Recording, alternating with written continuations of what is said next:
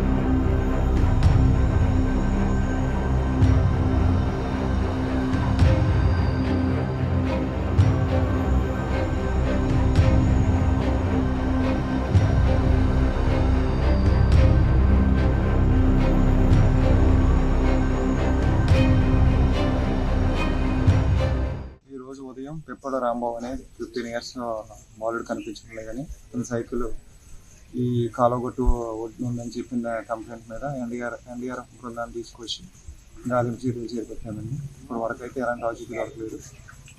బాలుడు ఆచూకీ కోసము ఎన్డీఆర్ఎఫ్ బృందం అనేది వాటర్లో చెక్ చేస్తాం. మరిన్ని వీడియోస్ కోసం ఛానల్ ని సబ్స్క్రైబ్ చేయండి. లేటెస్ట్ అప్డేట్స్ కోసం వాట్సాప్ ఛానల్ ని ఫాలో చేయండి. అండ్ లింక్ డిస్క్రిప్షన్ లో ఉంది.